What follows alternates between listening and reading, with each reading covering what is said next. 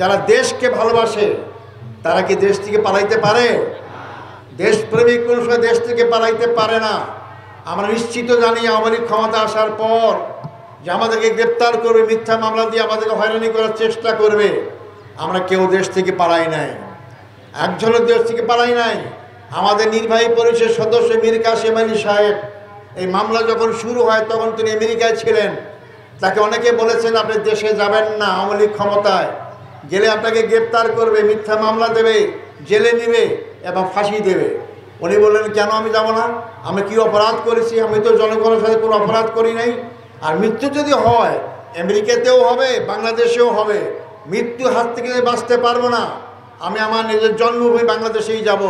উনি এসেছেন, ওনাকে গ্রেপ্তার করা হয়েছে, মিথ্যা মামলা দেওয়া হয়েছে, ফাঁসির কাছে ঝুলানো হয়েছে, হত্যা করা হয়েছে। কিন্তু আজকে যারা বলে যে অমুকের বেটি দেশ ছেড়ে পালায় না, সেই বেটি পালায়নি। আজকে কোন দেশে গেছে?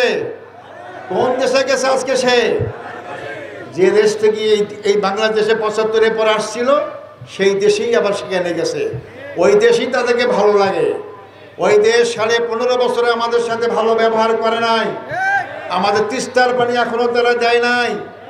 ট্রানজিটের নামে করিডোর নিয়ে আমাদের এলাকাকে দখল করে, তাই এলাকা থেকে রেল লাইন করে আমাদের দেশ থেকে তারা আমাদের স্বাধীনতাকে বিক্রি করে দিয়েছে।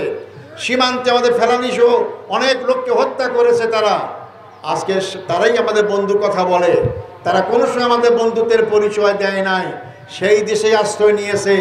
সেই দেশে যারা আশ্রয় নেয় তারা কি বাংলাদেশের জনগণের ভাগ্যের পরিবর্তন করতে পারবে? তারা কি দেশের জনগণের বন্ধু হতে পারবে?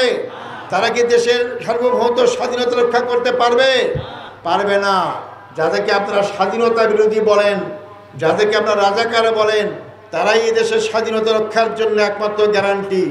কারণ এই দেশের স্বাধীনতার জন্য হুমকি কে? বঙ্গোপসাগর নয়। ওই একভাবে আওয়াজ করেছেন অমুক দেশ, আমি নাম বলতে চাই না, স্বাধীনতা যে লঙ্ঘন করে, স্বাধীনতা আমাদের হরণ করে, ওই দেশ করবে। তো ওই দেশে যারা গেছে তারা এই দেশের স্বাধীনতা রক্ষা করবে কিভাবে? এটা কি যুক্তিসঙ্গত কথা হতে পারে? আপনি কিভাবে বিশ্বাস করতে পারেন যে দেশ আমার দেশ আক্রমণ করতে পারে, তাদের সীমানাই আমাদের দেশের সাথে, যে দেশ আমার দেশে তার সেনাবাহিনী পাঠাইতে পারে, সেই দেশে এই দেশের লোকরা আশ্রয় নেয়? আর সেই দেশ যদি বলে আমরা দেশপ্রেমিক, আমরা মুক্তিযুদ্ধ করেছি, এটা ভুয়া কথা, বাজে কথা।